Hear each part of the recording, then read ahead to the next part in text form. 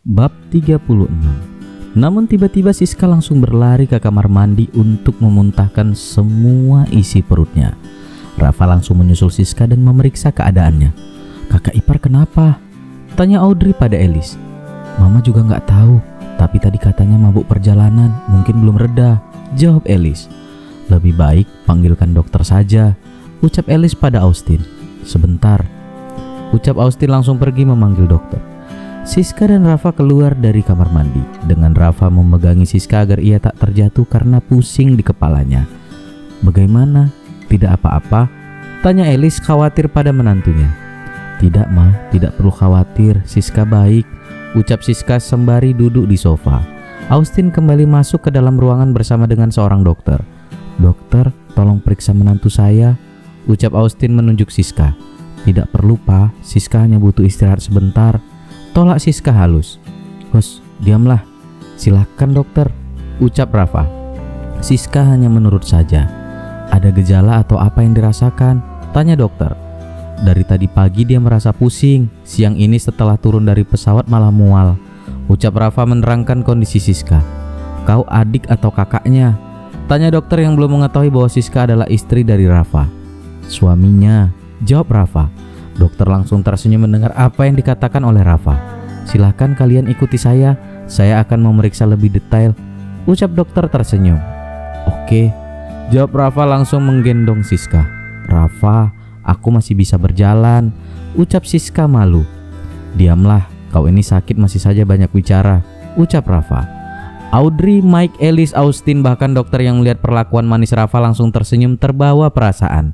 "Dokter, ayo," ucap Rafa. "Baik, mari," ucap dokter memimpin jalan. "Siap-siaplah kau," ucap Elis pada Austin sedikit berbisik. "Siap apa?" tanya Austin yang belum mengerti. "Jadi kakek," jawab Elis langsung duduk di sofa. Austin yang mendengar langsung tersenyum senang dan menghampiri Elis. "Benar apa yang kau ucapkan?" tanya Austin serius. "Hei, benar atau tidak tunggu nanti, aku ini bukan Tuhan," jawab Elis.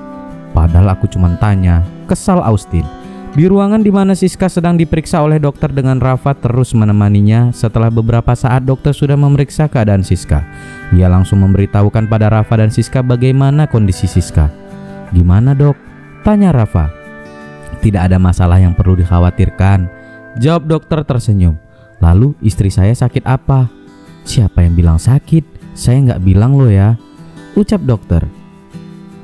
"Lah, nih dokter niat kagak sih jelasin separuh-separuh," batin Rafa.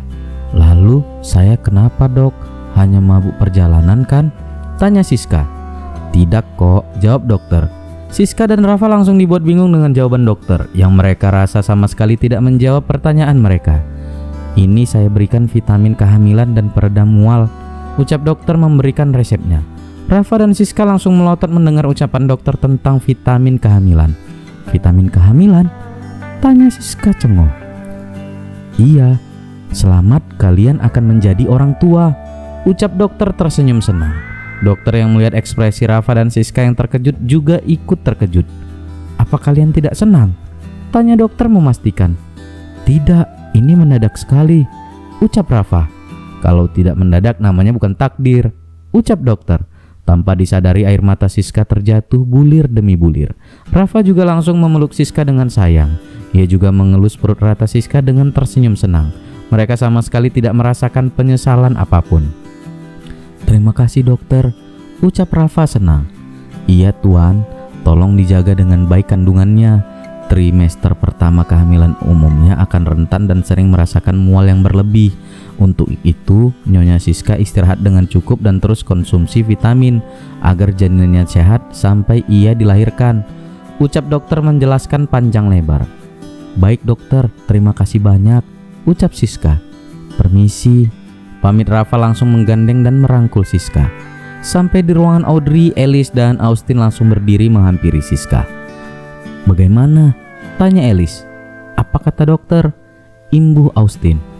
"Ma, Pa, tenanglah, biarkan Siska duduk," ucap Rafa langsung membawa Siska duduk di sofa. "Ma, Pa, maaf Rafa belum bisa," ucap Rafa sengaja digantung dengan menggunakan mimik wajah yang dibuat seakan-akan ia sedang menderita dan sedih. karena ia ingin mengerjai kedua orang tuanya terlebih dahulu.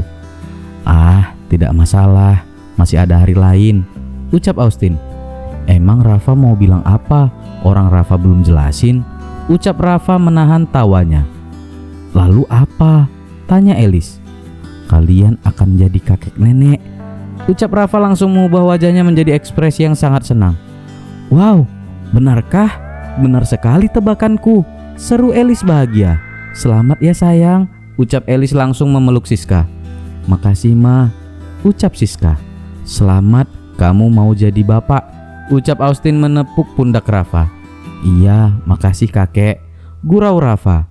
"Gak ada gitu yang mau ngucapin selamat buat gue. Gue juga mau jadi tante kali," ucap Audrey. "Iya, gue juga mau jadi om," imbuh Mike tertawa.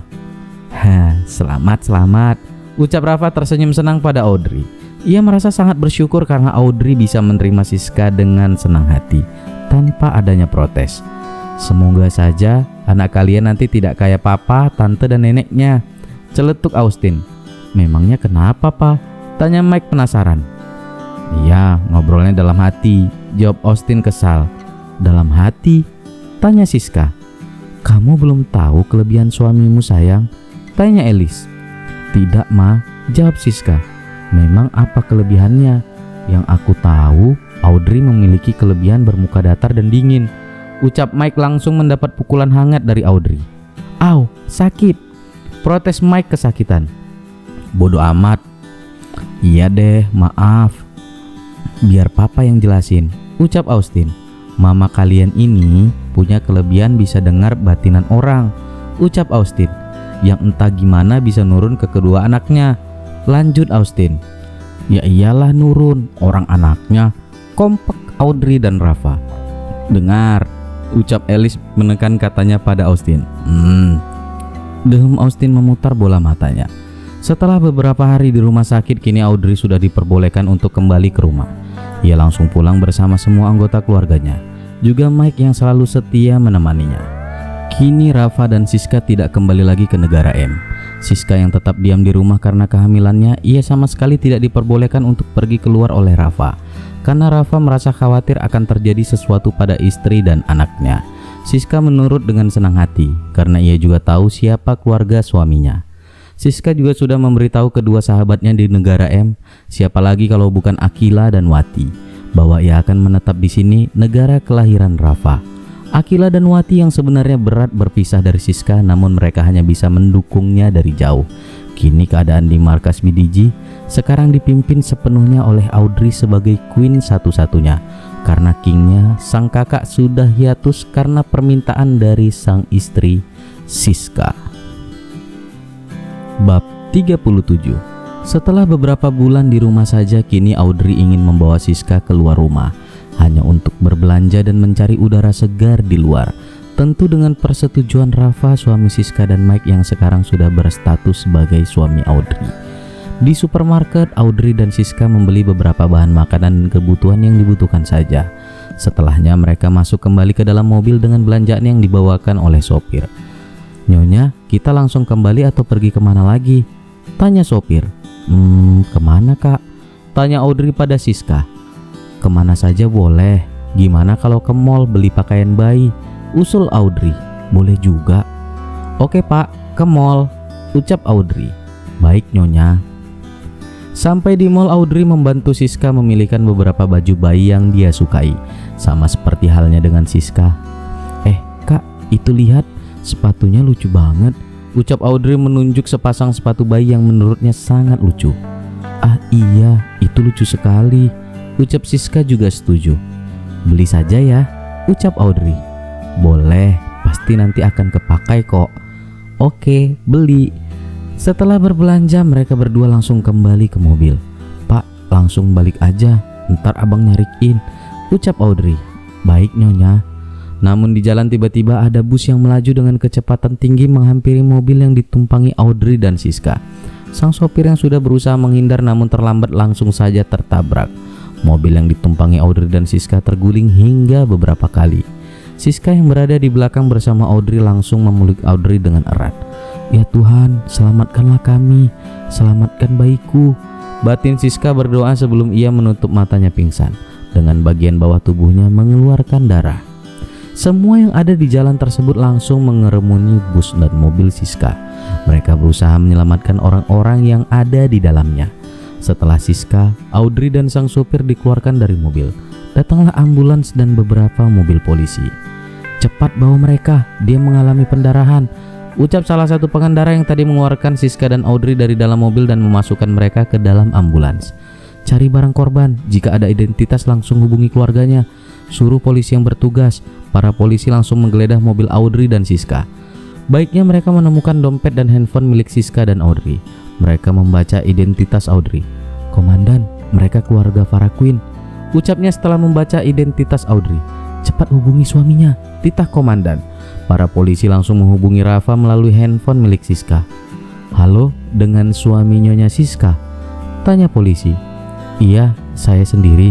Ada apa dengan istri saya? Kenapa bukan dia yang menelepon?" tanya Rafa.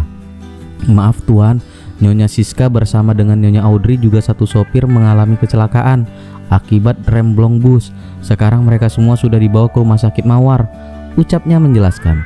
Tanpa menjawab, Rafa di seberang sana langsung bergegas menuju rumah sakit yang dimaksud. Ia juga tak lupa menghubungi Mike dan yang lain.